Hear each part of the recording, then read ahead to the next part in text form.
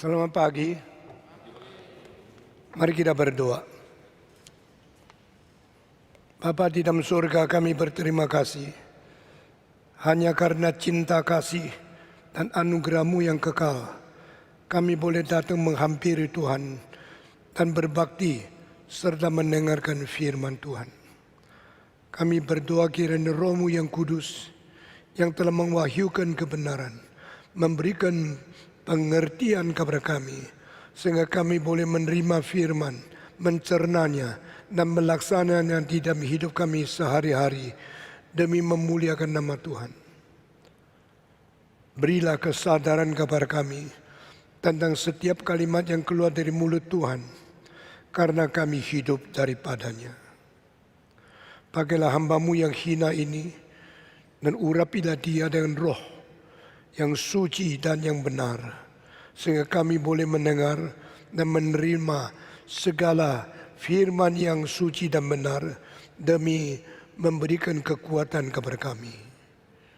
Dalam nama Tuhan Yesus kami menyerahkan setiap orang yang berbakti di sini dan mereka yang ikut dari segala streaming melalui siaran ini, sehingga setiap orang boleh mendapatkan berkat yang besar dari Tuhan. Dalam nama Tuhan Yesus, penebus dan juru selamat kami berdoa. Amin. Saudara-saudara, kita bersyukur kepada Tuhan, meskipun di dalam masa kesulitan ini, Tuhan masih memberikan kepada kita iman dan kekuatan untuk hidup bersama-sama di dalam berbakti kepada Tuhan. Selama berbulan-bulan ini, yang ikut streaming di dalam kebaktian kita makin banyak, dan setiap minggu mencapai 9.000 lebih. Ini melampaui mereka yang pernah datang di sini. Karena manusia lapar bukan sebab tidak ada roti. Manusia dahaga sebab bukan tidak ada air, tetapi kurang firman dari Tuhan. Dan mulai besok pagi kita akan mengadakan Bible Camp untuk anak-anak. Dan yang daftar sudah 3.000 lebih. Sedangkan minggu depan untuk NRITC yang daftar sudah 2.000 lebih. Sehingga hampir 6.000 orang yang sudah daftar untuk pelayanan kepada generasi yang muda. Kiranya Tuhan memimpin dan memberkati kita masing-masing. Mari kita bersama-sama membuka kitab suci dari Injil Matius. Dan kita akan membaca berapa ayat. Matius pasal ke-5. Ayat ke-27. Kamu telah mendengar firman, jangan berzina. Tetapi aku berkata kepadamu, setiap orang yang memandang perempuan serta menginginkannya, sudah berzina dengan dia di dalam hatinya. Maka jika matamu yang kanan menyesatkan engkau, cungkillah dan buanglah itu. Karena lebih baik bagimu jika satu dari anggota tubuhmu binasa, daripada tubuhmu dengan utuh dicampakkan ke dalam neraka. Dan jika tanganmu yang kanan menyesatkan engkau, penggallah dan buanglah itu. Karena lebih baik bagimu jika satu dari anggota tubuhmu binasa, daripada tubuhmu dengan utuh masuk neraka. Ayat ke-31. Telah difirmankan juga, siapa yang menceraikan istrinya harus memberi surat cerai kepadanya. Tetapi aku berkata kepadamu, setiap orang yang menceraikan istrinya kecuali karena zina, ia menjadikan istrinya berzina. Dan siapa yang kawin dengan perempuan yang diceraikan, ia berbuat zina. Saudara-saudara, hari ini kita meneruskan kalimat Yesus Kristus tentang apa yang pernah didengar dari orang kuno, jangan berzina. Sekali lagi Yesus mengatakan kalimat ini untuk memberikan pengkoreksian kepada manusia yang telah menerima penjelasan dan komentar tentang hukum Musa. Di dalam hukum Musa hanya satu kalimat, jangan bunuh. Di dalam hukum Musa hanya satu kalimat, jangan berzina. Kedua hukum yang ke-6 dan ke-7 ini yang dikutip dan yang dibicarakan oleh Yesus Kristus. Karena apa yang diberikan kepada Musa telah diturunkan kepada Israel melalui banyak pentafsiran, termasuk tradisi-tradisi yang menjilid menjadi buku yang diindahkan, yang dihargai oleh agama Yahudi. Mishnah, Midrash, Talmud, saudara-saudara. Di dalam terjemahan Indonesia 2 kali firman, padahal ini bukan firman Allah. Yang dikatakan adalah kata-kata tradisional yang sampai ke dalam telingamu. Jangan membunuh, jangan berzina. Kalimat-kalimat yang sangat-sangat pendek ini sebenarnya harus dijelaskan lebih detail lagi. Karena yang bicara jangan membunuh adalah Musa. Sebelum Musa menerima hukum dari Allah di Gunung Sinai, dia sudah pernah membunuh orang Mesir. Mengapa Tuhan Allah turunkan perintah jangan membunuh melalui orang yang sudah pernah membunuh? Bukankah ini ironis yang besar? Bukan ini satu sindiran kepada umat manusia? Kau kira kau bisa menjalankan perintahku? Sebelum aku memberikan perintah, kau sudah langgar semua. Tuhan sengaja memilih Musa yang sudah pernah membunuh untuk menyampaikan perintah jangan membunuh. Ini sengaja supaya manusia tidak ada satu orang yang boleh menjadi sombong. Tidak ada boleh membanggakan diri kalau saya sempurna. Kita semua orang tidak mungkin menjalankan hukum Tuhan. Tidak mungkin melaksanakan kesucian sebagai tuntutan Tuhan. Pada waktu Tuhan memberikan perintah jangan berzina, saudara-saudara, akhirnya kita melihat orang di dalam sepanjang sejarah, satu-satunya yang paling berkenan kepada Tuhan, Daud adalah orang yang berzina. Dia demi melihat seorang perempuan yang cantik mandi telanjang dan tidak tutup pintu, mengakibatkan birahinya menjadi begitu meluap dan dia merencanakan pembunuhan suaminya supaya dia boleh beralasan, boleh memberikan satu perlindungan kepada istri orang lain. Saudara-saudara, inilah kelemahan manusia. Yesus berkata jangan berzina.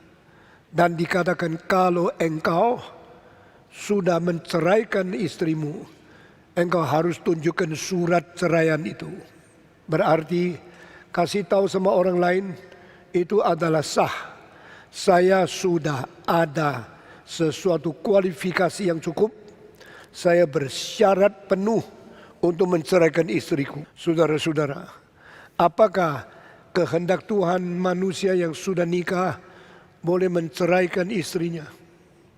Apakah karena engkau mempunyai surat yang sah, engkau sudah tidak boleh dipersalahkan oleh siapapun? Ini adalah penjelasan manusia menurut kebiasaan dan kebudayaan yang berlaku pada waktu itu.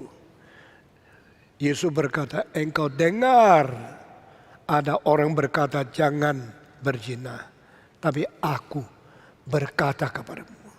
Tetapi aku berkata kepadamu. Di dalam kalimat ini berarti bukanlah seperti yang kau dengar.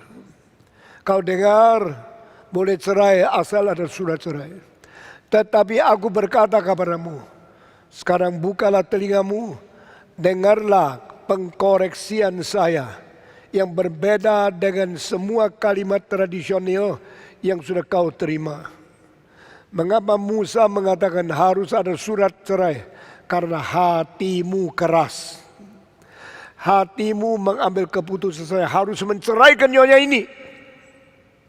Maka Musa melihat kamu begitu keras, begitu tegil, begitu kaku. Kalau gini harus ada surat.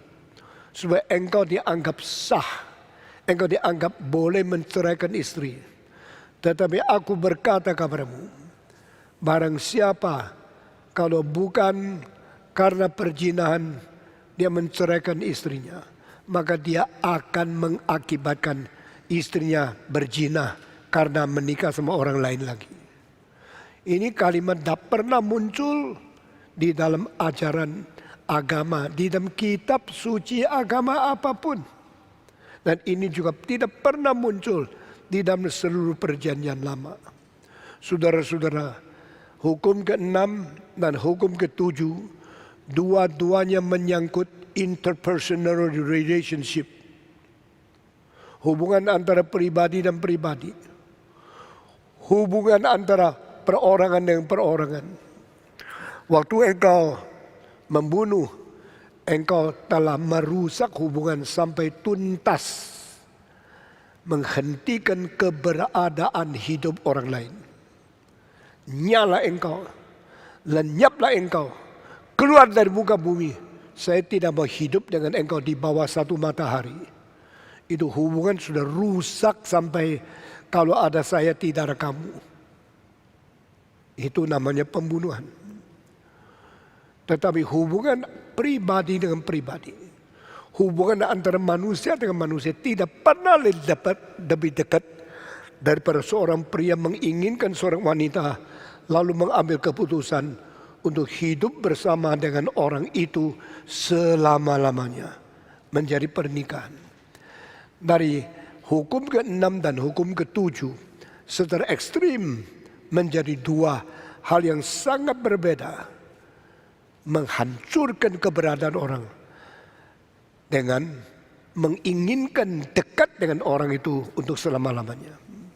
Di dalam kedua hal ini ternyata manusia selalu berbuat kesalahan dan melawan kehendak dan hukum Tuhan. Yesus berkata, kalau matamu menginginkan seorang perempuan, cungkillah matamu. Kalau tanganmu membuat segala dosa, potonglah tanganmu. Apa ini berarti selesaikan masalah? Yesus bilang tidak. Karena hatimu masih menginginkan, mata sudah congkil, mata lain masih berdosa. Tangan sudah dipotong, tangan lain masih melakukan perbuatan dosa. Yang penting bagaimana mematikan nafsumu yang di dalam. Tetapi nafsu itu diberi oleh Tuhan. Apakah saya harus mematikan? Apakah mematikan nafsu itu mungkin? Kalau tidak ada nafsu, orang itu jadi orang apa? Kalau tidak ada nafsu seks, adakah keturunan? Kalau tidak ada pandangan indah, apakah saya bisa pilih orang menjadi istri? Apa yang Tuhan ajarkan itu terlalu ekstrim atau tidak? Saudara-saudara sekalian, Tuhan di sini mau mengajar kita, benailah hatimu. Karena engkau harus hidup tidak bersandarkan nafsu. Di dalam buku satu-satunya di seluruh dunia, Yakobus Perjanjian Baru, itu menjelaskan apa artinya sumber dosa. Apa artinya daya tarik yang mengakibatkan kematian. Dosa dilahirkan dari nafsu. Dosa bertumbuh mengakibatkan kematian. Ini 3 generasi. Dari nafsu melahirkan dosa. Dari dosa melahirkan kematian. Tidak ada buku lain di seluruh dunia memberikan penjelasan tentang sumber dosa, penyebab utama daripada segala perbuatan yang jahat, lebih jelas dari ayat-ayat itu. Melalui ayat itu saya telah menulis satu buku dalam bahasa Mandarin 150 lembar lebih, yaitu rahasia, sumber, dan penyebab kejahatan di dunia ini. Saudara-saudara, nafsu kalau tidak dibunuh, mata akan miring terus. Karena nafsu tidak diselesaikan, dosa akan mengakibatkan kematian tidak habis-habis. Ini hal yang menakutkan sekali. Yesus berkata, menurut Musa kau boleh menceraikan istrimu asal kamu ada surat cerai. Tapi surat cerai itu bisakah mengesahkan engkau, menjadikan engkau benar di hadapan Tuhan? Tidak bisa. Karena apa? Surat cerai itu hanya secara legal, secara hukum kelihatan sudah selesai masalahmu. Tapi di hadapan Tuhan belum selesai masalahmu. Saudara-saudara, kita bersyukur kepada Tuhan. Kitab suci telah memberikan kepada kita hal-hal yang lebih teliti dan lebih penting daripada seluruh ajaran daripada agama di dalam dunia ini.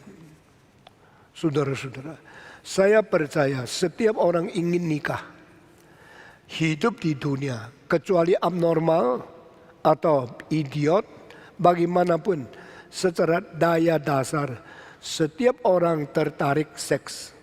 Setiap orang tergugah kebutuhan seks. Setiap orang ingin memiliki seorang seks yang berbeda untuk menjadi miliknya selama-lamanya. Ini menjadi motivasi pernikahan.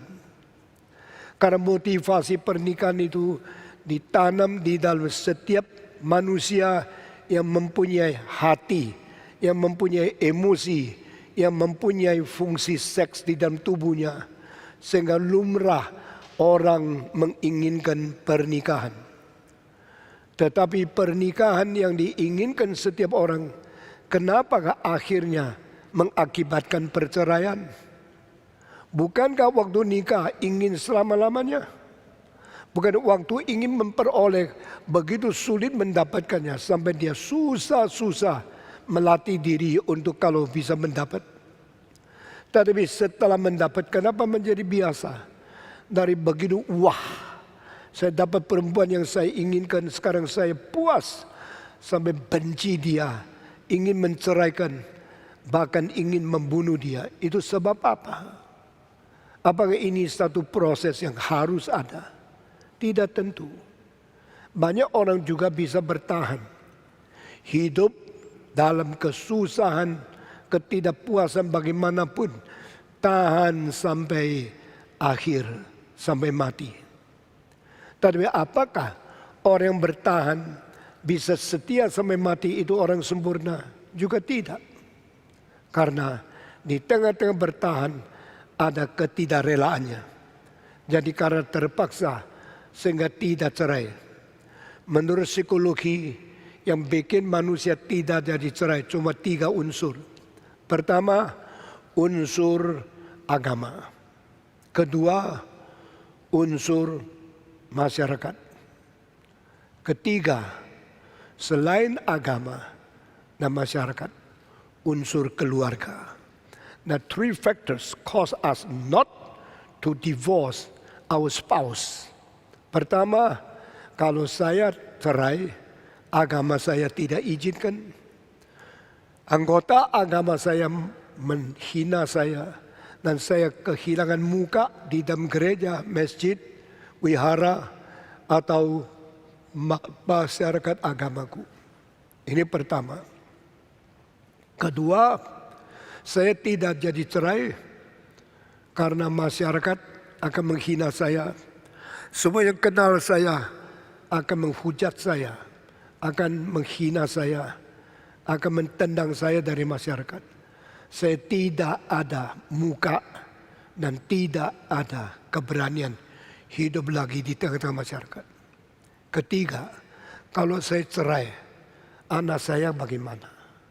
Keluarga saya berantakan. Keluarga dan nama baik keluarga akan dicemar oleh dunia.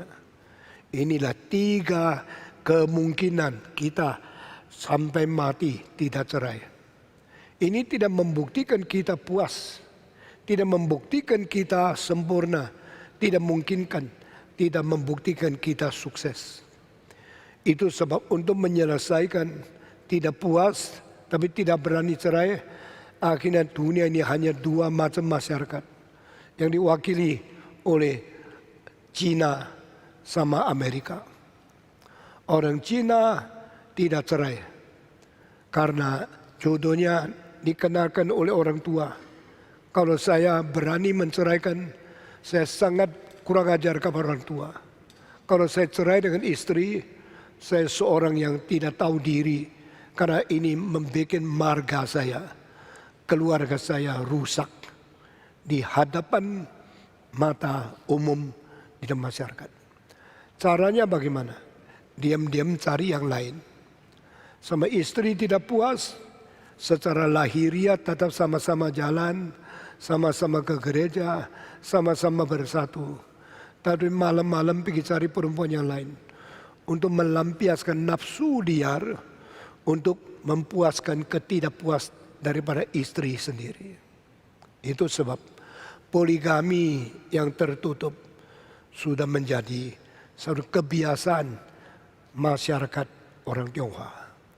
Saudara-saudara, saudara nama siapa istri begitu? Masih ada kok. Saya masih sama dia. Sudah tua, sudah mukanya jelek, tidak apa-apa. Asal jaga nama yang baik. Ini satu bangsa yang tidak jujur, bangsa yang tidak puas kepada istri yang sama, tetapi akhirnya curi-curi makan buah terlarang di belakang pernikahan itu. Bangsa kedua yang menjadi contoh, menjadi wakil corak pernikahan yang tidak beres, Amerika. Sejak tahun 70 sudah terbukti Florida sama itu California, kedua bagian negara yang paling kaya, yang paling nikmat, paling baik udaranya, yang paling banyak penghasilannya ini, telah mempunyai rasio perceraian lebih 100%. Yang bagaimana mungkin perceraian? Kenapa bisa lebih 100%? Karena banyak yang nikahnya 2 kali. Dan mereka cerai juga bisa lebih dari 2 kali. Sehingga lebih 100%. Nah, di dalam keadaan demikian, negara itu masih bisa hidup sampai sekarang. Masih. Karena mereka tidak membiarkan apa yang terjadi belakang mengganggu sekarang. Yang belakang putus. Yang baru nikah lagi. Nah, dengan demikian dia mempunyai pasangan banyak sekali, tapi bukan satu waktu banyak istri, bukan satu saat banyak suami, tapi setiap kali cuma satu, karena yang lama sudah dibuang. Ada yang berhubungan dengan puluhan, bahkan ratusan wanita, tidak rasa malu, karena mereka menganggap sekarang saya cuma satu, tidak salah. Yang lama biar dia nikah sama orang lain. Dan saya cuma satu. Saya sudah bertanggung jawab menjadi suami yang baik. Dua-dua ini tidak sesuai dengan kehendak Tuhan. Dan manusia tidak pernah selesai di dalam menyelesaikan problema seks dan keluarga di dalam hubungan pria dan wanita sepanjang ribuan tahun. Saudara-saudara, di Paris ada satu society namanya Tiyong Society, didirikan pada tahun 1860 berapa. Tetapi di dalam 100 tahun akhirnya mereka mendapatkan satu kegagalan karena peraturan daripada masyarakat itu, barang siapa yang belum nikah berani datang untuk memberikan pemeriksaan kepada dokter. Kalau mereka masih perawan, mereka diberikan hadiah besar sekali. dari abad 19 sampai abad 20, di dalam 100 tahun, tidak ada satu pasang yang berani datang diperiksa kalau mereka masih perawan. Berarti sudah lebih sampai hari ini, kira-kira 150 tahun. Di masyarakat Perancis sudah tidak ada orang yang suci waktu mereka nikah. Saudara-saudara, dunia sudah begitu jahat, begitu menakutkan. Tahun 1963 melalui satu sensus di Amerika membuktikan 65% anak perempuan sebelum umur 17 sudah ditiduri laki-laki dan semuanya di belakang kursi mobil. Waktu mereka bawa ke tempat yang sepi, mereka main seks. Karena takut diketahui papa mama, takut tidak rumah yang menerima mereka, mereka pakai mobil. Dunia seperti ini kenapa sampai sekarang belum dibuang oleh Tuhan? Karena Tuhan masih memberikan anugerah sedikit terakhir untuk memberikan kesempatan melalui anugerah umum supaya kita bertobat. Roma pasal 2 ayat 4 dan 5. Engkau tidak tahukah panjang sabarnya Tuhan Allah adalah menanti supaya kau bertobat dan menerima pengampunan dari Tuhan. Tapi kau bukan saja tidak bertobat, kau terus-menerus menumpuk dosamu sampai penuh. Akhirnya menyambut kedatangan hukuman Allah, murka yang tidak bisa dihindarkan.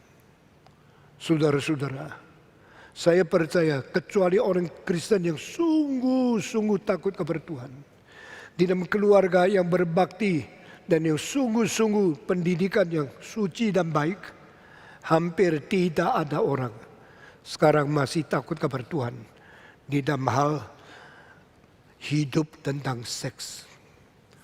Saudara-saudara sekalian, apakah yang menjadikan kita bisa setia sampai akhir, tidak setia sampai ajal kita di dalam hubungan seks, tidak menyeleweng dan tidak melukai hati Tuhan? Saudara-saudara, hanya satu hal, takut kepada Tuhan. Takut kepada Tuhan. Takut kepada Tuhan. Manusia yang takut kepada Tuhan, berbahagialah dia, karena dia akan hindarkan diri daripada begitu banyak rangsangan, begitu banyak godaan daripada iblis.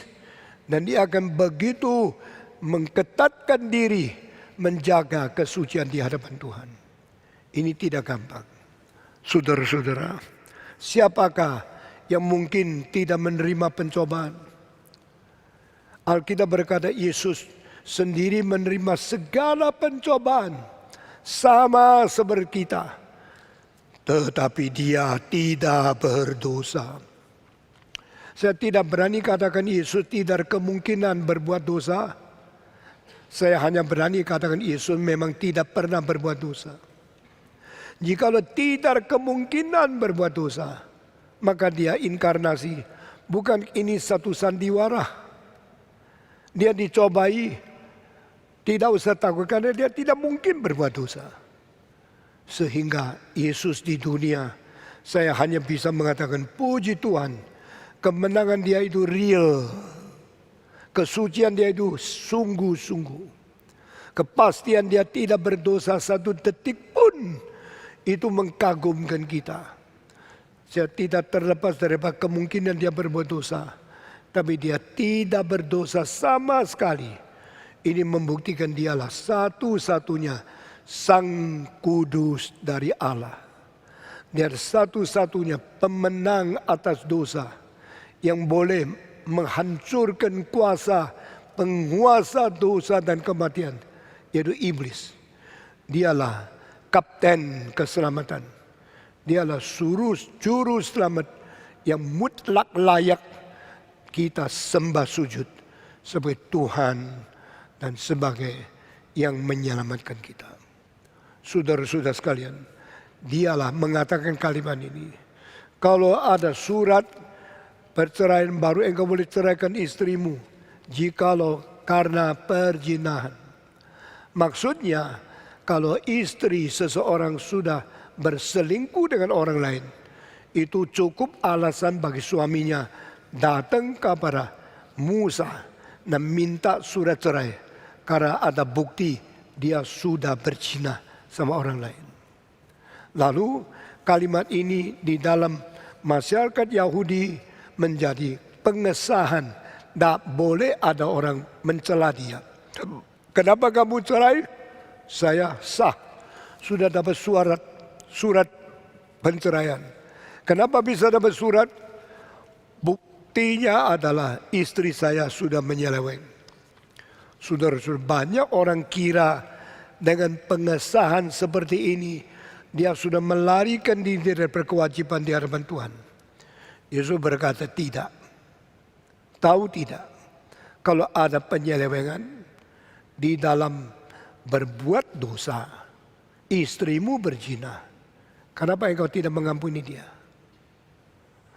Malah engkau mengambil kesempatan. Saya sudah tangkap. Saya sudah sah mendapat bukti dia berzina. Saya minta surat cerai. Apakah sebenarnya engkau minta surat cerai selain sudah terjadi dia berzina sama orang lain? Memang itu senangnya engkau menceraikan dia karena dari dulu sudah bosan sama dia. Lalu engkau sekarang cari alasan untuk mengesahkan bahwa dirimu mempunyai syarat yang cukup menceraikan istrimu. Nah di sini hanya Tuhan yang mengetahui sedalam-dalamnya motivasi orang itu bagaimana. Saudara-saudara, kalau anakmu tabrak, satu tangan patah, apa alasan bagi engkau? Engkau tidak layak menjadi anak saya.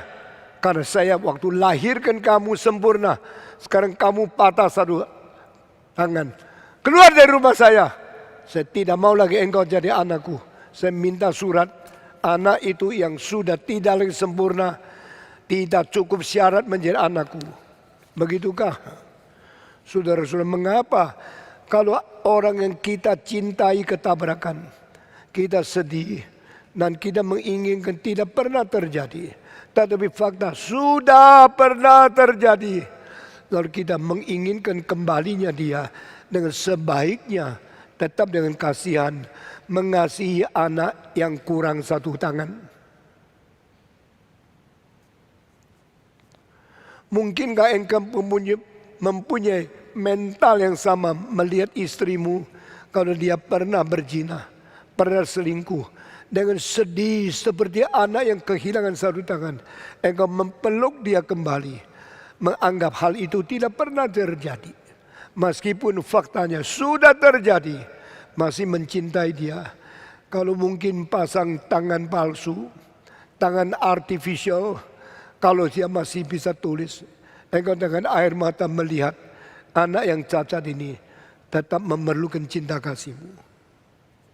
Heran sekali, kenapa di dalam hal berzina manusia menjadi keras hati, benci istrinya, lalu mulai menjadi membuang dia, menghina dia, mengkutuk dia, siksa dia, mengharapkan dia lebih baik mati saja. Karena kau ingin mendapatkan istri kedua. Di sini tersimpan kejahatan hati manusia. Di sini tersimpan motivasi yang tidak berkenan kepada Tuhan. Jikalau Tuhan mempunyai motivasi sama seperti kita, lalu kita melihat kita semua sudah menyeleweng, lalu dia mengatakan, nah sekarang sudah ada bukti, kau menyeleweng dari saya, kau sudah membuang kesucian yang saya berikan. Inilah alasan cukup, saya buang seluruh manusia ke dalam neraka. Dan Tuhan mencipta benih yang baru, umat yang baru. Apakah itu cara Tuhan? Tidak. Tuhan mengatakan dengan tidak mengasihi sayangi anak sendiri, biar dia mati mengganti lain, supaya orang yang berdosa boleh kembali menjadi anaknya. Dan sesudah itu yang bukan anak disebut sebagai anak. Yang tidak lagi memanggil dia ayah, dia sebut diri ayah mereka. Ini namanya penebusan. Ini namanya keselamatan. Saudara-saudara, mari kita mempunyai pikiran, mentalitas dari Allah kita yang memberikan keselamatan kepada kita untuk melihat mereka yang jatuh di dalam dosa. Inilah keagungan yang luar biasa. Saudara-saudara, saya tidak mau kutuk dan saya tidak mau menghakimi siapapun yang cerai. Karena itu urusan dia sama Tuhan. Tapi saya mau kita pikir lebih jelas tentang bandingkan sifat manusia yang sudah berdosa dengan Allah yang penuh dengan cinta kasih sayang. Lalu kita baru tahu berapa besar cinta Tuhan. Pada waktu Tuhan berkata kepada Hosea, nikahilah orang yang berzina itu. Pasal ketiga. Lalu Hosea diperintah Tuhan menikahi seorang pelacur. Kembali kepada dia. Sebenarnya yang disebut pelacur itu ada istri dia yang tadinya memang sudah nikah sah sama dia. Tetapi sudah menyeleweng, sudah berzina. Sekarang Tuhan berkata, sekarang saya perintahkan engkau bawa dia kembali. Saudara-saudara, ada tafsiran bilang tidak, Tuhan suruh Hosea mencari lagi istri dari pelacur untuk menjadi istri kedua. Saya percaya tidak demikian. Lalu di dalam Yeremia, Tuhan berkata, oh Israel, saya mencintai kamu dengan cinta yang kekal. I use the eternal love to call you back. Aku memanggil engkau kembali kepadaku dengan cinta yang kekal. Saya kira tidak ada kitab suci dari agama apapun yang lebih tuntas memberi kita pengertian tentang kasih Allah yang abadi. My love is eternal love. My love is for everlasting love. And use this love. I now call you back to me. Dengan cinta itu aku mencintai engkau. Saudara-saudara sekalian, tidak gampang bagi seorang pria yang begitu saja mengampuni istrinya bercerai. Dan sebelum dia bercerai, dia menginginkan ceraian itu. Dan dia tunggu-tunggu, dapat alasan yang cukup, istri sudah berzina. Nah, ini kesempatan. Saya dapat surat cerai. Saya kira orang demikian terlalu banyak di dalam dunia ini. Dan saudara-saudara, Yesus berkata, ini disebab karena perzinahan atau akibat mengakibatkan perzinahan. Di sini Yesus memakai causality. Jadi sebab akibat. Waktu engkau menceraikan istrimu, sebabnya adalah karena perzinahan. Tetapi akibatnya menuju ke perzinahan yang lain. Waktu seorang laki-laki menceraikan istrinya, dia cuma pikirkan penyelesaian tentang masalah kesulitan yang dia terima. He is now solving his own problem, but he is causing another problem.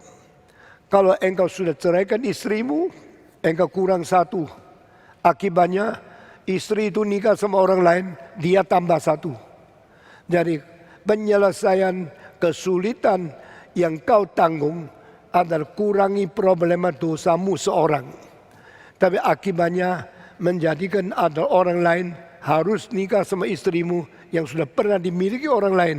Itu perzinahan, cause another problem. Inilah manusia. When we try to solve problem, at the same time we create another problem. We do not conscious. Kita tidak sadar dan kita kira itu sudah selesai. Yang selesai siapa? Kamu. Yang belum selesai yang lain. Orang yang ditinggal bagaimana? Lalu anak-anak yang dimiliki bagaimana? Engkau tidak peduli. Pokoknya saya menikmati yang indah. Baru lagi. Dapat istri satu baru lagi. Saudara, manusia itu banyak kejahatan. Banyak kesulitan. Yang kita tidak sadar. Kita seharusnya bagaimana menyelesaikan. Selain karena perzinahan, engkau dapat surat cerai. Engkau menceraikan istri. barang siapa menikah sama dia, berzina dengan dia lagi. Sehingga dunia tidak pernah tuntas menyelesaikan dosa yang sudah pernah dibuat oleh manusia. Beribu-ribu tahun kita melihat manusia berada di dalam kesulitan seperti ini. Saudara-saudara, mari kita sekarang pikir baik-baik tentang makna yang sesungguhnya daripada keluarga yang harus cerai. Saudara-saudara, saya tidak mau hanya membela mereka yang tidak pernah cerai. Saya sendiri sudah nikah 48 tahun lebih 10 bulan. Saudara-saudara, tahun depan saya akan merayakan pernikahan 50 tahun. Orang bilang menikah 50 tahun belum ganti pasangan, masih hubungan baik, itu tidak gampang. Saya percaya itu memang tidak gampang. Kalau ditanya Pak Stephen Tong sama istri, selama menjadi suami istri pernah ada kesulitan? Ada. Harus kita jujur, ada kesulitan. Ada kadang-kadang merasa sulit menjadi suami istri terus-menerus. Karena sifatnya lain sekali. Karakter berbeda sekali.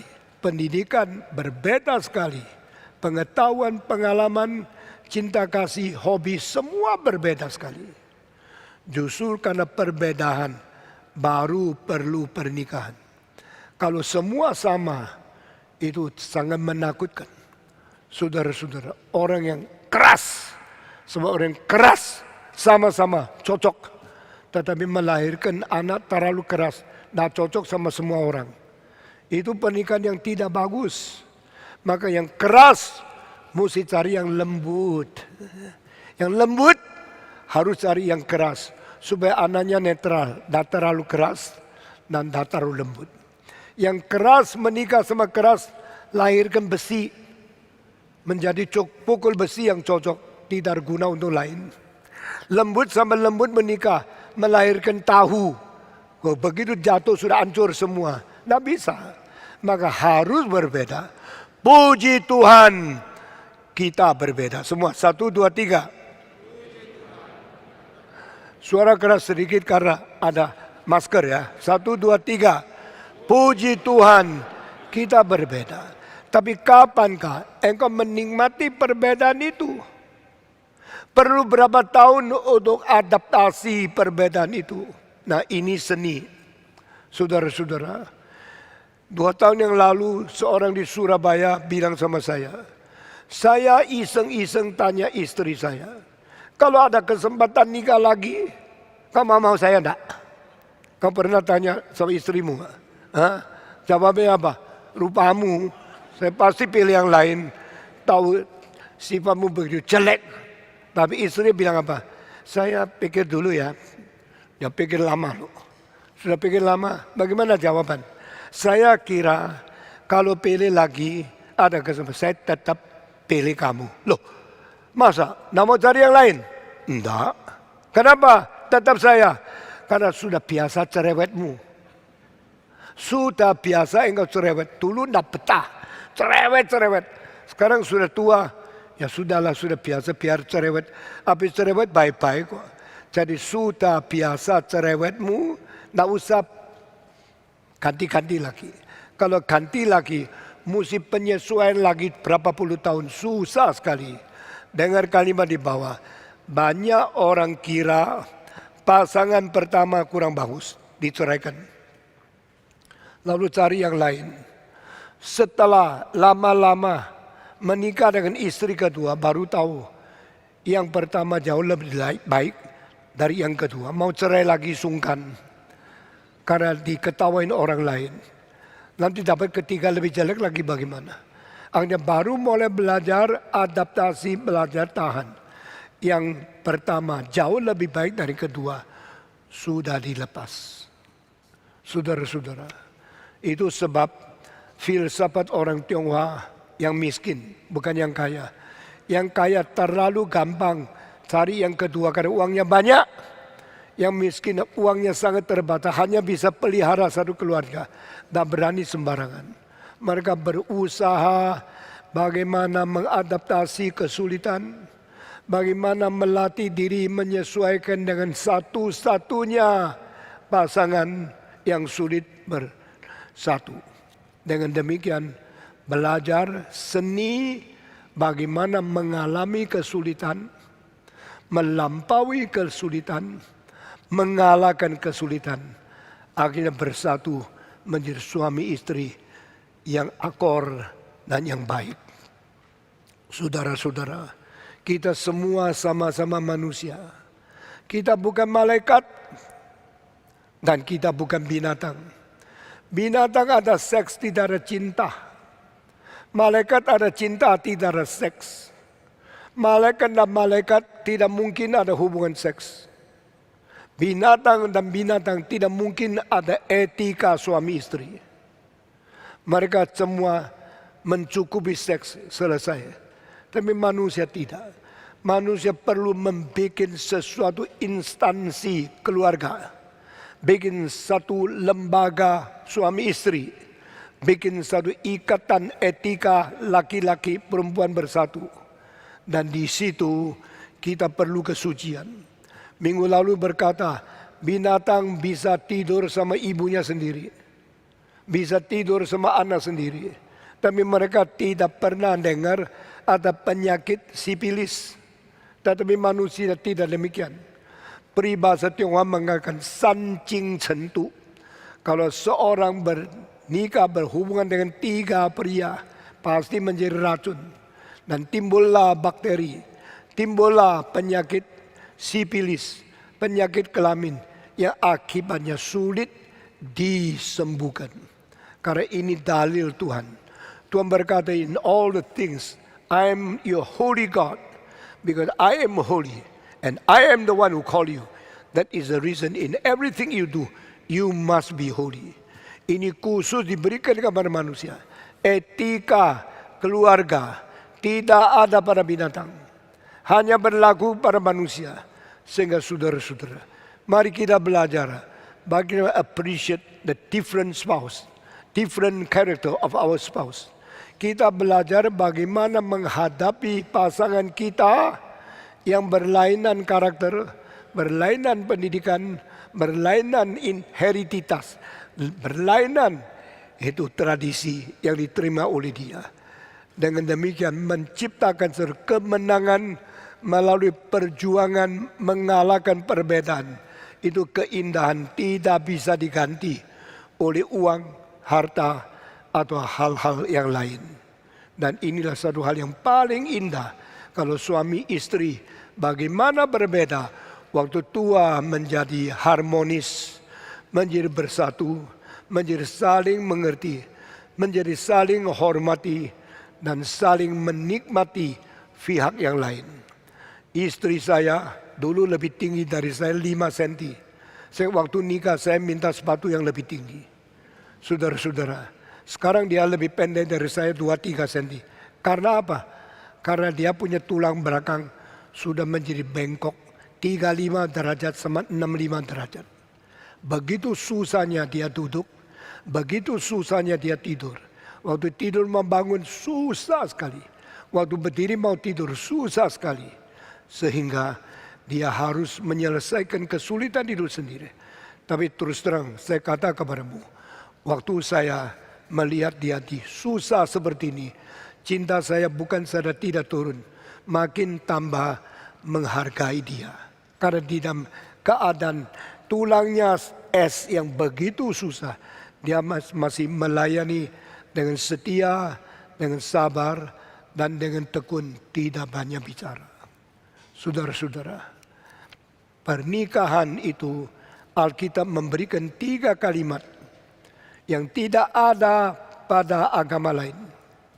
Tidak ada di dalam buku 66 jilid, kecuali cuma 1 jilid, yaitu Ibrani pasal 13 ayat 5. Pernikahan setiap orang harus menghormati.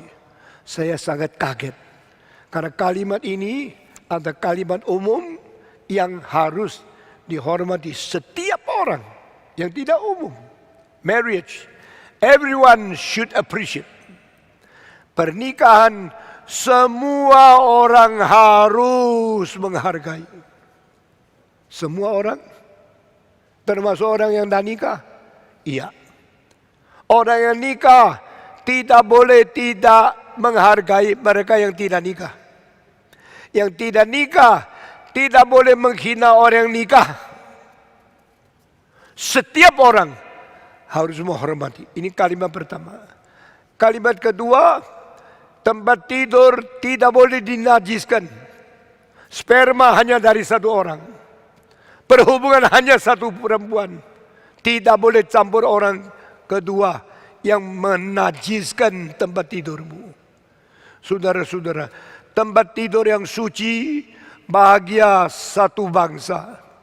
Bangsa yang semua keluar dari tempat tidur yang suci, itu bangsa yang diperkenan oleh Tuhan. Tapi orang yang membiasakan mengkotorkan tempat tidur, mengkotorkan akan spray, itu orang yang dibenci oleh Tuhan. Kalimat ketiga, barang siapa yang berzina akan menerima hukuman dari Tuhan. Hanya 3 kalimat ini sudah meliputi makna pernikahan yang lebih indah daripada ribuan buku seks yang ditulis oleh siapapun di dalam agama, masyarakat, kebudayaan manapun. Not even one religion, one culture, one system of education can give us more precious advice concerning human marriage. Hanya 3 kalimat ini. Saya bersyukur kepada Tuhan. Melalui ayat-ayat yang pendek ini, saya sudah tulis buku-buku. Kebanyakan dalam bahasa Mandarin yang belum diterjemahkan bahasa Indonesia. Mengenai sumber dosa, mengenai bahagia pernikahan, mengenai keluarga. Kadang-kadang di dalam seminar-seminar di sini sudah kita menikmatinya. Saudara-saudara sekalian. Tetapi bukankah di Alkitab juga mencatat banyak istri? Alkitab juga mencatat ada perceraian. Lalu bagaimanakah kita menjelaskan kalimat-kalimat seperti itu? Saudara-saudara, alangkah baiknya kalau semua pasang laki istri bisa sempurna sampai akhir. Tidak robah, tidak luntur, dan tidak menyeleweng. Tetapi kemungkinan itu sangat sedikit, sangat tipis. Kebanyakan orang bisa menyeleweng. Sehingga yang dikhotbahkan hanyalah satu teori yang tidak mungkin dicapai atau menyelesaikan hidup yang sudah rusak. Alkitab adalah buku menyelesaikan yang sudah rusak. Bukan pedoman yang tidak mungkin dicapai. Itu sebab pendeta yang sangat muda, yang belum jatuh dalam dosa dan sendiri seperti paling sempurna, khotbahnya tidak menarik. Tetapi khotbah dari orang yang sendiri sudah jatuh dalam dosa, tidak bangun-bangun, juga tidak akan mendapatkan perhatian banyak orang. Sehingga kita di tengah-tengah perfectionism and the fact, reality of the fall, di dalam realita kejatuhan umum, sama di dalam perfeksi, kesempurnaan di dalam ideal, kita minta Tuhan kasih bijaksana sama kita. Kita bukan malaikat, sehingga kita bisa berdosa. Malaikat pun ada yang berdosa. Kita bukan binatang, kita tidak perlu turun derajat menjadi tidak bermoral sama sekali. Saudara-saudara, sehingga kita melihat fakta. Dan Alkitab adalah kitab suci yang memberikan kepada manusia yang secara fakta sudah jatuh dalam dosa. Mari kita melihat beberapa orang yang paling penting di dalam kitab suci. Dari Abraham, dari Musa, dari Daud, dari Paulus, dari orang-orang paling besar di dalam Alkitab. Alkitab berkata Allah memberikan janji kepada Abraham. Kamu akan menjadi bapa banyak negara. Kamu akan menjadi bapa bangsa-bangsa. Tuhan, janjimu kosong karena istri saya mandul. Sampai umur 90 dia umur 80 lebih, sudah putus haidnya, sudah tidak ada haid, belum ada anak. Apa maksudnya janjimu? You must become the father of all nations. Which nation? I don't have descendant. No boy, no girl, no children. How can it be? Maka Abraham tidak berani meragukan Tuhan. Tetapi dia pikir mungkin ada cara lain. Kalau Tuhan tidak kasih saya anak, mungkin berarti nyonya saya tidak bisa lahir anak. Saya mesti dapat yang lain. Itu sebab pikiran manusia mulai menyeleweng. Martin Luther mengatakan rasio manusia seperti pelacur. Nanti setia kabar ini, besoknya setia kabar yang lain. Tidak mempunyai konsistensi mencintai sesuatu suami. Our reasoning power just like a prostitute, just like a war. We cannot be faithful and consistently love our God. Saudara-saudara. Tetapi Abraham tidak kata, dia tetap percaya kepada Tuhan, tidak bicara. Nyonyanya mulai mikir ngawur. Kalau saya yang tidak bisa, jangan-jangan saya menjadi penghalang kerajaan Tuhan. Saya menjadi penghalang rencana Allah. Allah sudah bicara, dia yang menjadi bapak. Lalu bagaimana? Ya sudah, mungkin dia perlu perempuan yang lain. Hatinya besar. Jarang perempuan hati besar seperti Sarah. Dia memberikan pembantunya yang perempuan pinjam satu malam masuk tendanya Abraham. Oleh silakan pakailah. Kalau saya sudah tidak bisa kasih anak, saya mandul.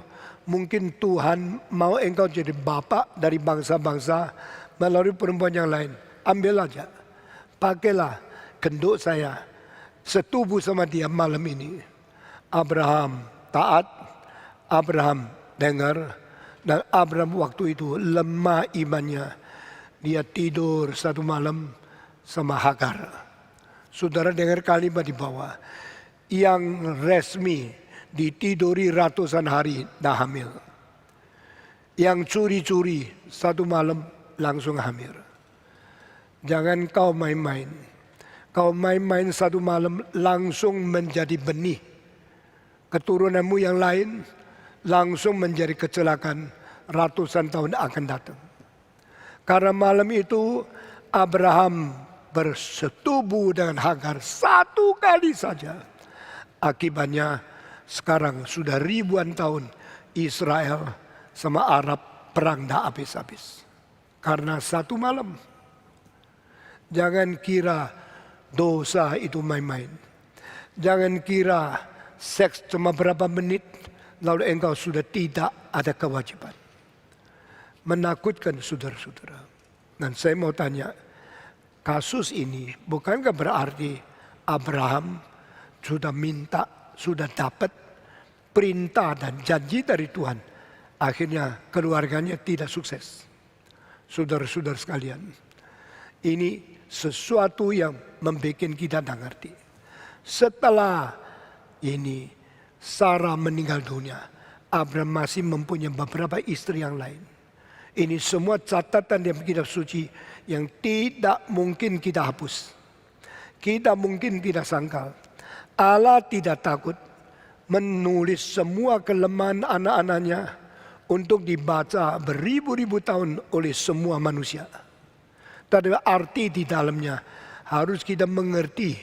Penjelasan yang kita berikan harus kita tepat. Kalau tidak akan menjadi penyelewengan yang lain lagi. Itu sebab Yesus berkata, kau pernah dengar orang kuno berkata, sekarang aku berkata kepadamu. Pengkoreksian itu harus senantiasa berada. Always reform. Always correct. Always make our past right. And return to the original will of God. Kita perlu sering koreksi. Sering kembali kepada ajaran yang benar dari Tuhan. Itulah semangat gerakan reform. Saudara-saudara sekalian. Sekarang saya ambil contoh yang kedua, siapakah? Yaitu Daud. Saudara, kedua saya ambil daripada si Yusuf. Yusuf mempunyai istri bukan dari orang Israel. Dia tidak mungkin menikah orang sebangsa sendiri. Dia tidak mungkin menikah orang beriman seperti dia. Yusuf menikah sama orang kafir, harus cerai? Tidak. Dan Alkitab mengatakan tidak ada perceraian antara Yusuf dan istrinya.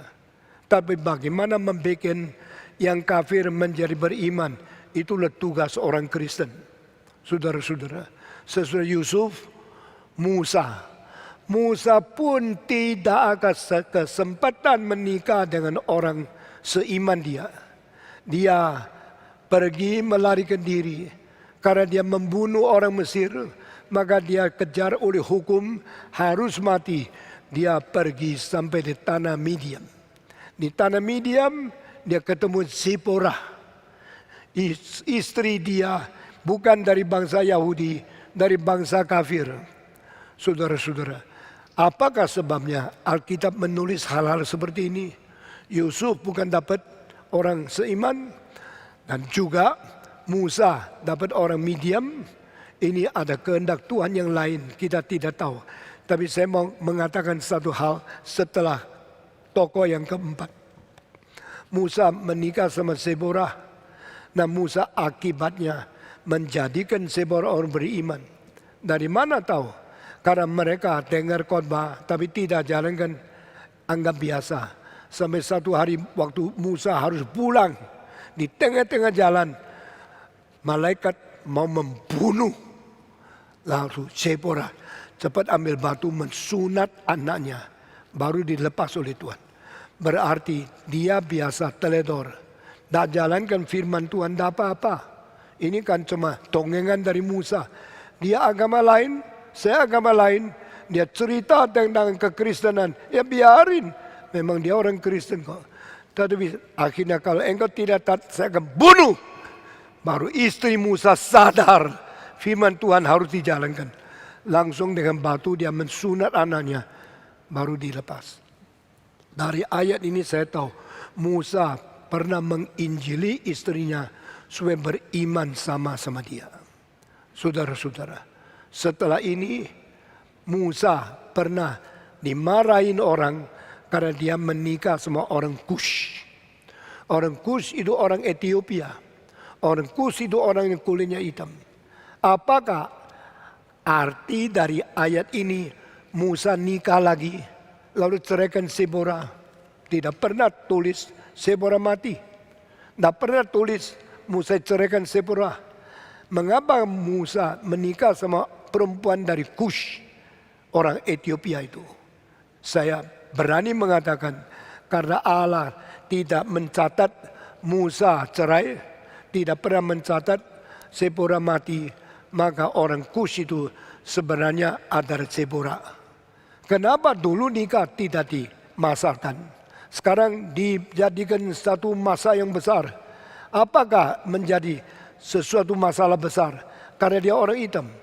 Mungkin sekali mereka menemukan si Zipporah mempunyai bibit dari Ethiopia, sehingga kulitnya hitam. Mereka sekarang mulai cari-cari kelemahan pemimpin.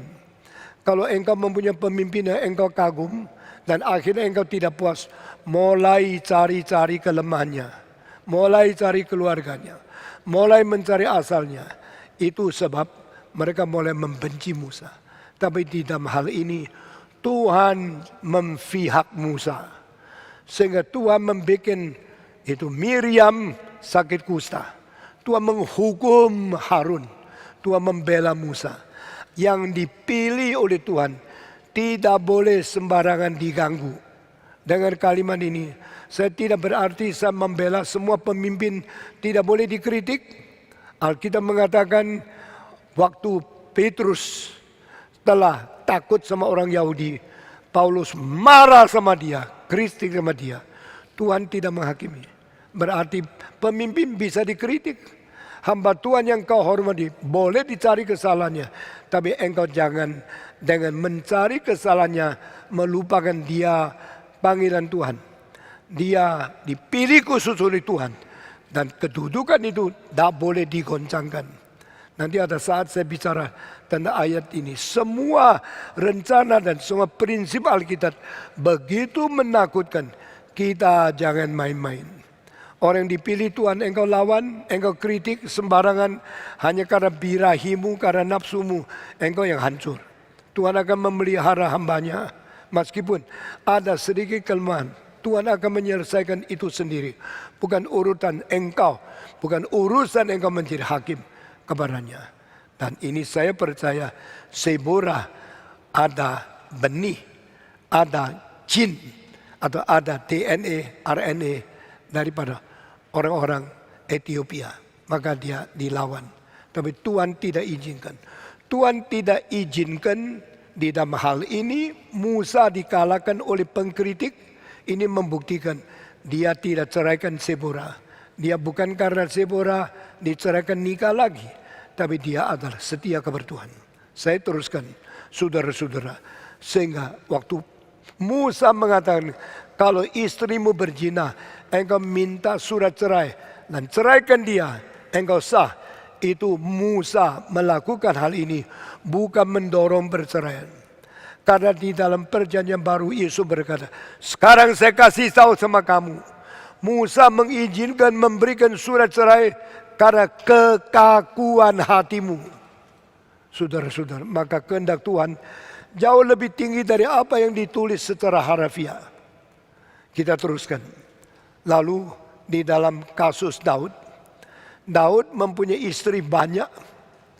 Pertama dari anak perempuannya Raja Saul.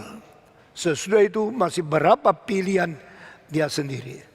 Saudara ingat 3000 tahun yang lalu menjadi raja satu negara, mempunyai istri ratusan, itu tidak heran.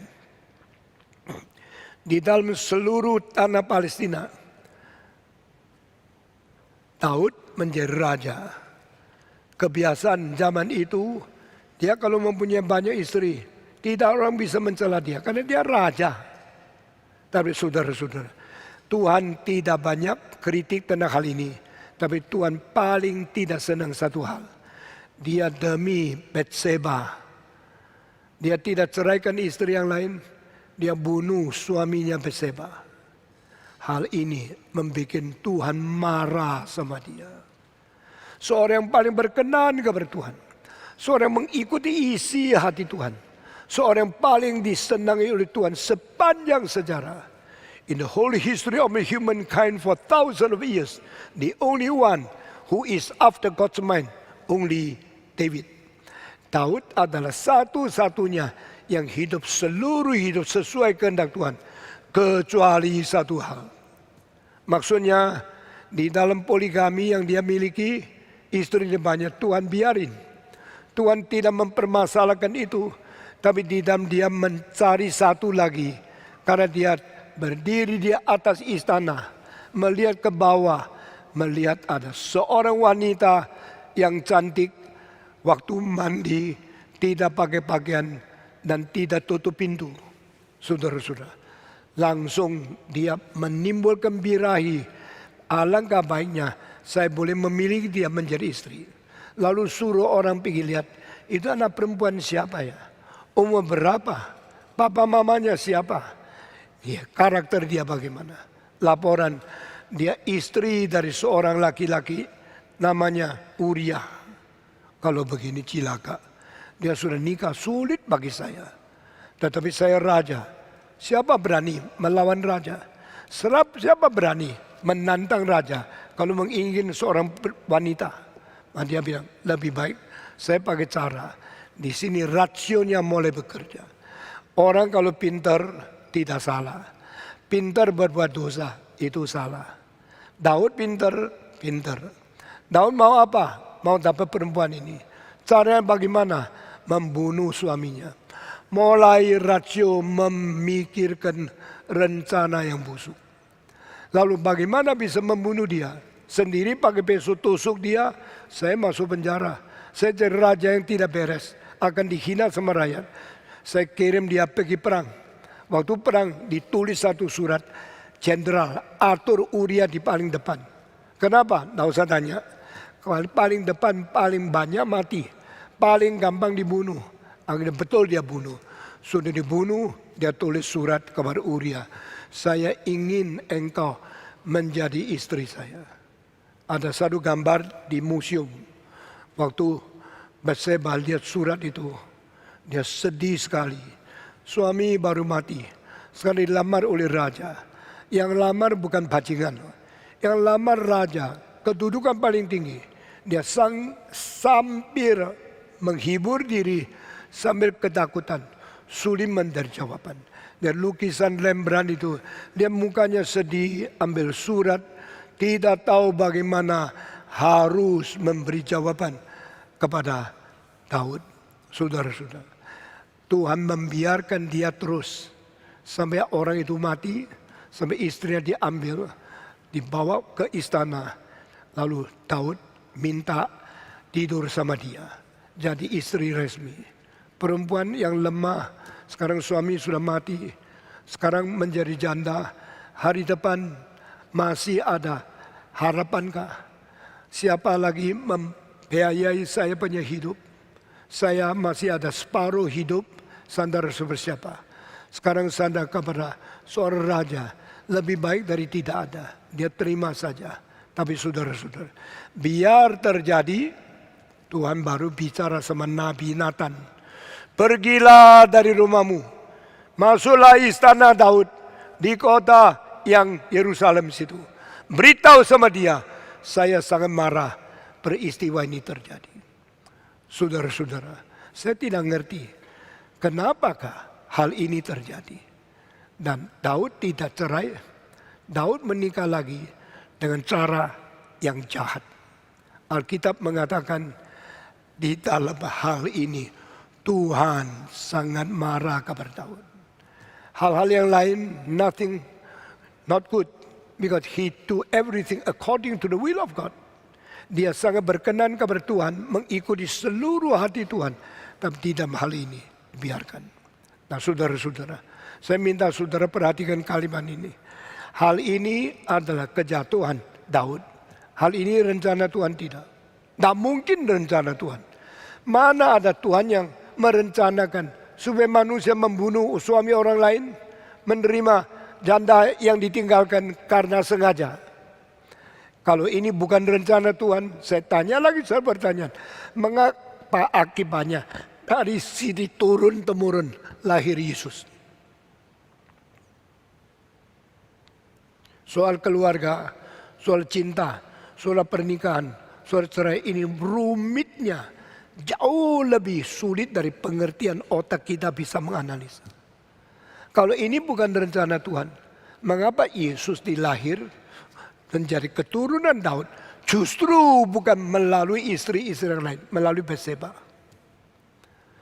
Kalau ini rencana Allah, mengapa Allah begitu jahat? Sulit kita memberikan jawaban.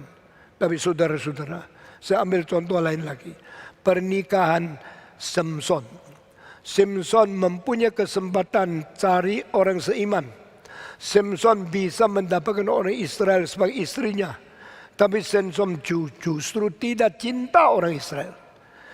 Perempuan Israel tidak ada satu yang masuk matanya tembus ke dalam hatinya. Satu-satunya perempuan yang menggerakkan hati dia, menimbulkan keingin dan mau berzina sama dia, cuma Dalilah. Dalilah orang kafir. Dan Samson mau menikah sama orang kafir. Waktu Samson bicara sama papa mamanya, saya mau nikah. Oh, memang engkau sudah dewasa, boleh nikah. Sama siapa? Sama orang Palestina. Loh, kok begitu? Bukankah banyak orang Israel? Bukan banyak orang seiman. Kenapa engkau mencintai orang luar, orang musuh dari Israel? Tidak tahu. Saya kalau dia tidak dia, saya tidak mau nikah. Dia adalah orang paling gagah, perwira, paling sehat, kuasa paling besar sepanjang sejarah. Dengan dua tangan dia bisa mematikan satu singa. Ini tercatat di dalam kitab suci. Saudara-saudara, Waktu itu Tuhan berkata kepada Israel, jangan ganggu, biar dia sama Dalilah. Wah, kenapa Tuhan sendiri melanggar perintah Tuhan? Banyak persoalan Alkitab yang perlu kita tanya tidak habis-habis. Dan kalimat selanjutnya Tuhan berkata, dia sama Dalilah, hal ini dari saya. Wah, kebesaran Tuhan melampaui kemungkinan kita merumuskan semua. Banyak orang Kristen mengerti Alkitab sedikit, lalu bikin rumus-rumus, suruh orang ikut. Banyak pendeta mengetahuinya sangat terbatas, berani mengajar sampai gereja semua ikut dia. Gereja semacam demikian kelihatan sedikit, ada orang berbeda dengan mereka, langsung diserang habis-habisan. Saudara-saudara, saya melihat gejala ini terlalu banyak. Itu saya kalau khotbah harus hati-hati. Jangan-jangan kita seperti mengikuti prinsip Tuhan, tapi kita secara tidak sadar melanggar prinsip yang lain yang kita tidak tahu.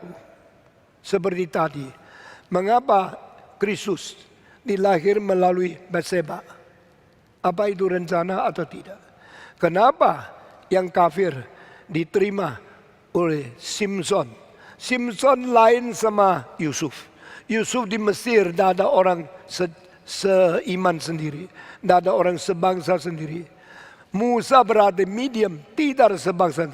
Tetapi Simson berada di daerah di mana keluarganya orang Israel, tetangganya Israel, tapi dia suka lancong ke sini sana, ketemu perempuan yang paling seksi, justru bukan orang Israel, itu orang Palestina. Dia menikah dan dia pilih hanya Delilah. Tuhan berkata, biar ini dari saya. Wah, saya waktu muda tidak ngerti. Makin tua makin sadar kebesaran Tuhan melampaui pemikiran kita yang terbatas. Mari kita jangan sembarangan kritik apa yang tercatat di kitab suci. This is from me. Aku membiarkan Simson sama Dalilah.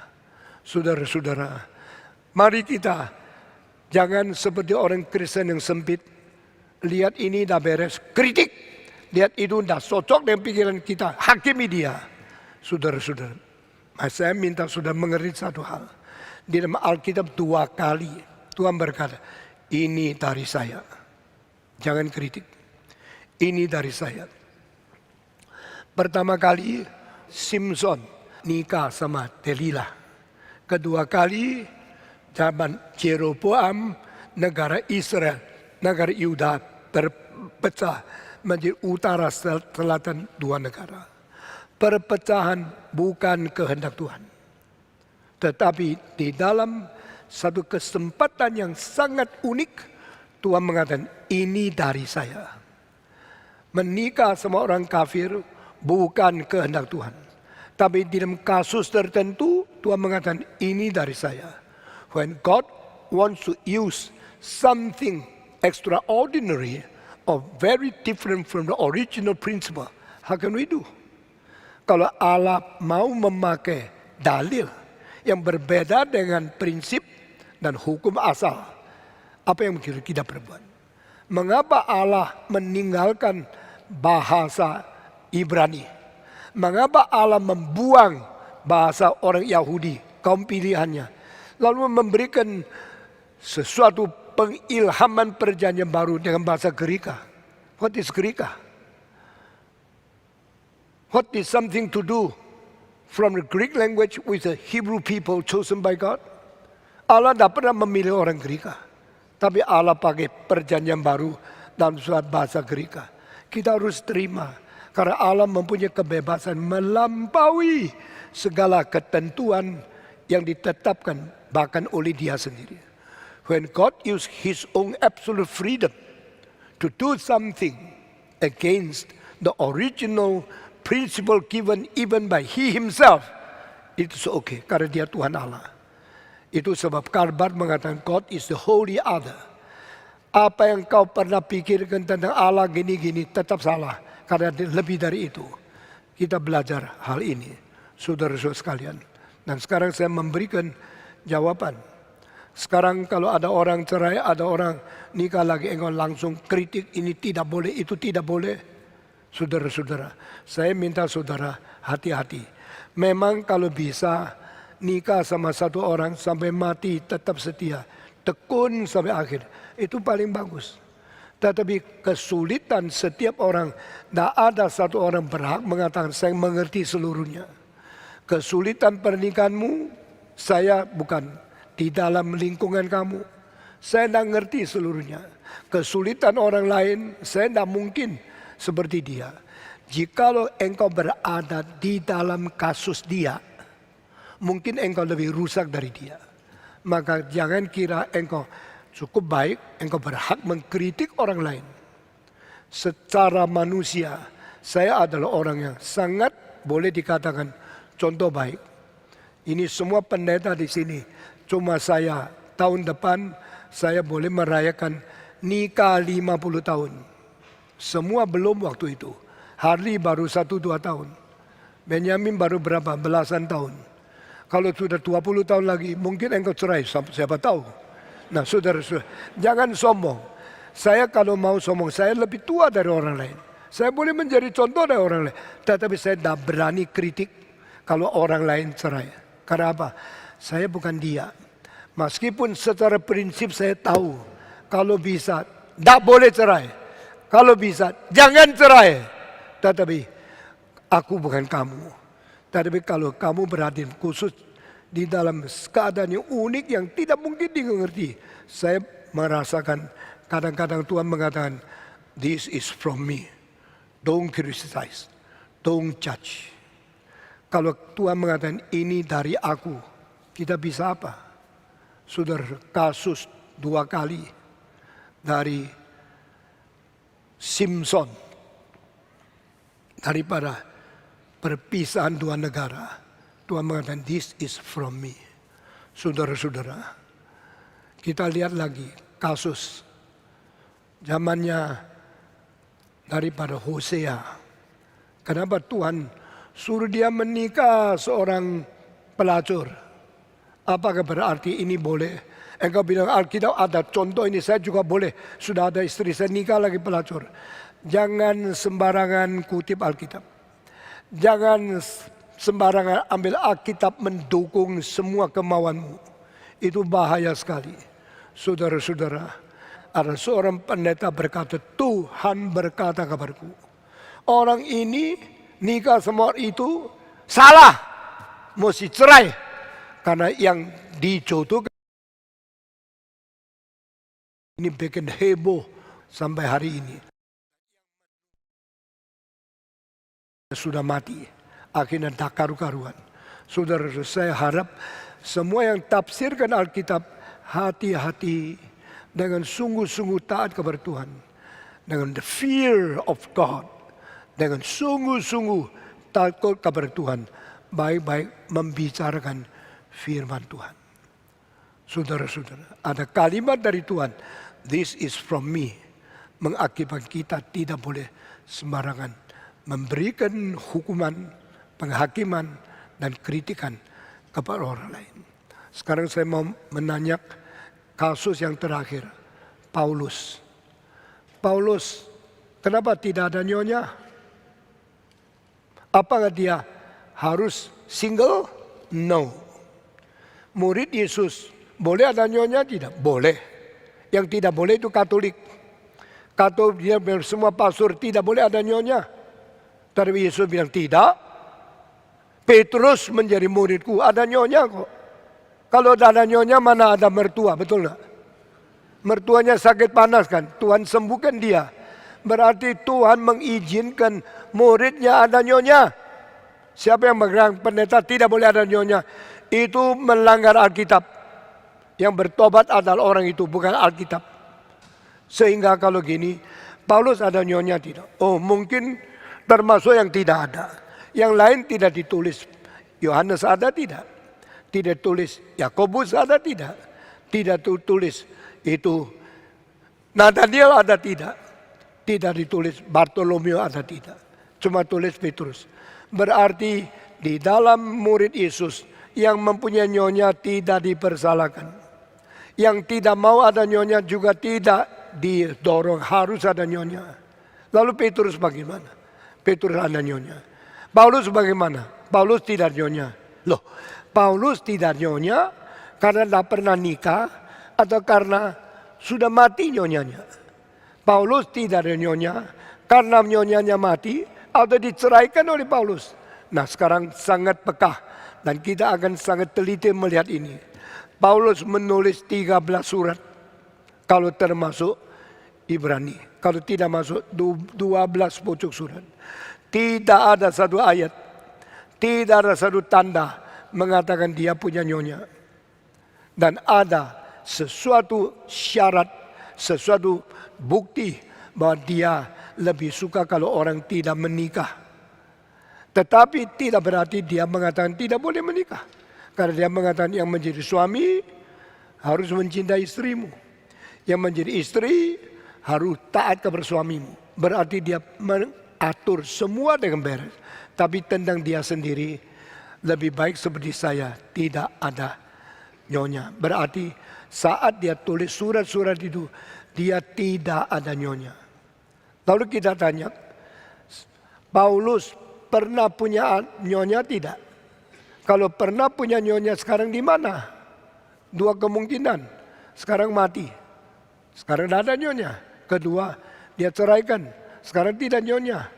Apakah hubungan Paulus tidak ada nyonya dengan ajaran Yesus pasal 5 di dalam Matius ini? Apakah dia ceraikan? Tidak pernah ditulis itu. Nah, saudara-saudara, saya mengetahui dan saya baca dan saya minta pendapat dari banyak orang. Benjamin Indan, saya tanya, menurut you Paulus pernah nikah enggak?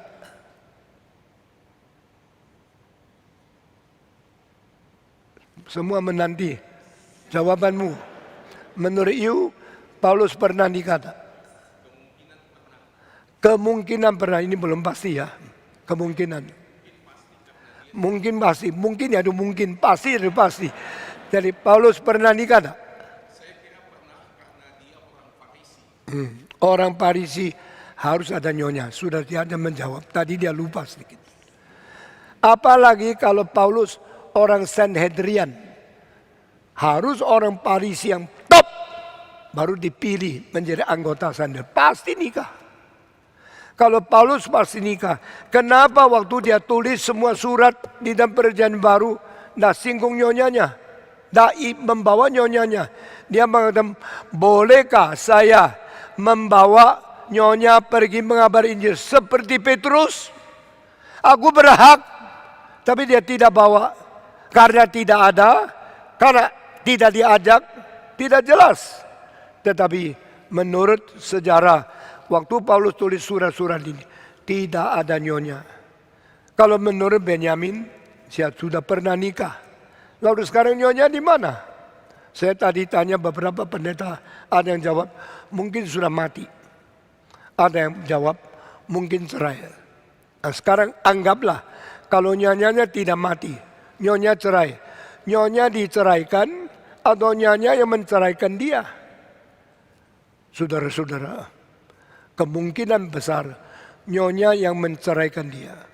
Dari mana kita mengetahui? Kalau nyonya yang cerai, boleh enggak? Boleh. Menurut apa? Menurut kitab. Kitab apa? Kitab Paulus.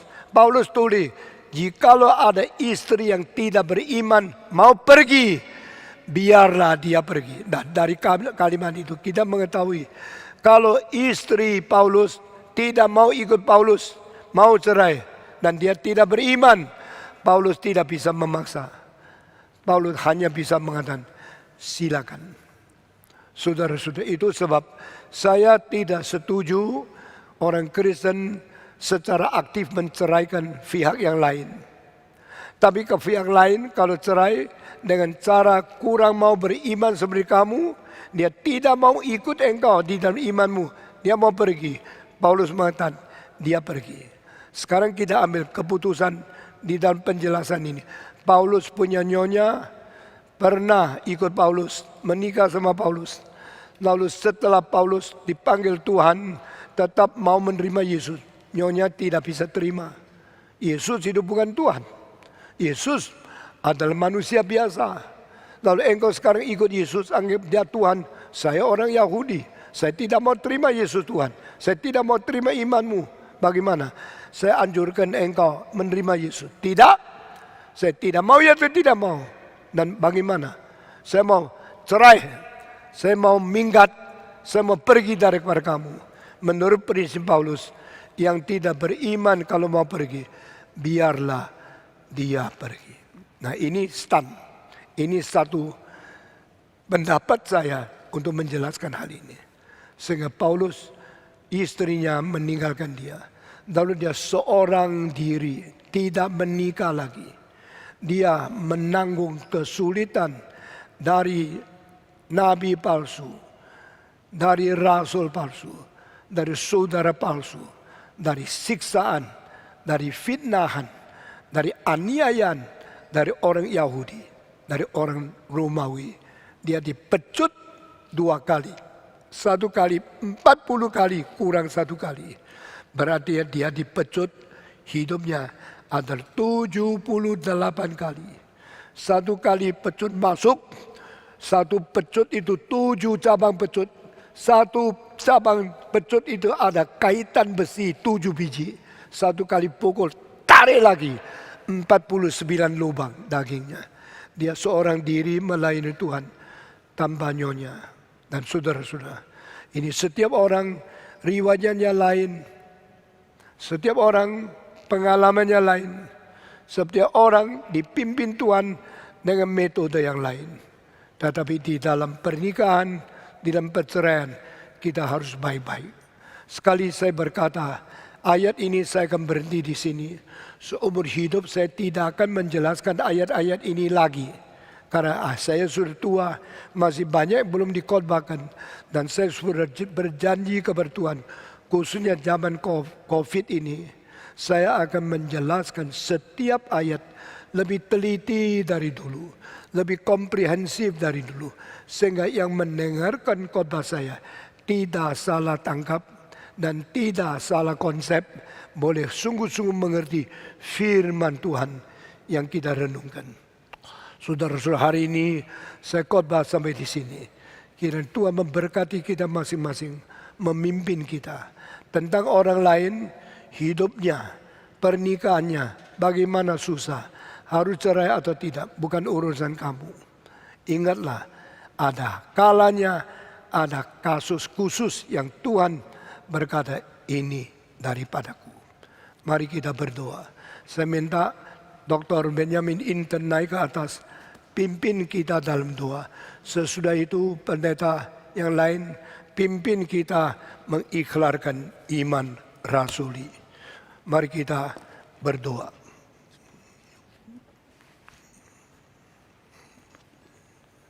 Bapa, di dalam Tuhan Yesus kami mengucap syukur untuk kuasa dan kebenaran firman bagi pernikahan dan keluarga Kristen. Tuhan, kami menangisi, kami berdoa untuk keluarga Kristen yang berada di ambang kehancuran.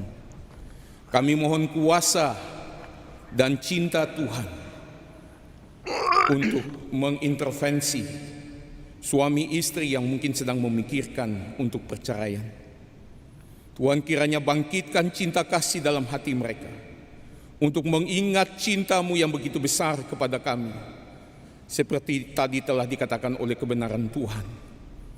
Dan Tuhan, pakai kehidupan kami dalam pernikahan, dalam keluarga, untuk menjadi saksi Tuhan yang hidup di tengah-tengah dunia yang berdosa ini. Terima kasih ya Bapa. Di dalam nama Tuhan kami Yesus Kristus, kami panjatkan doa kepada Bapa yang di surga. Amin.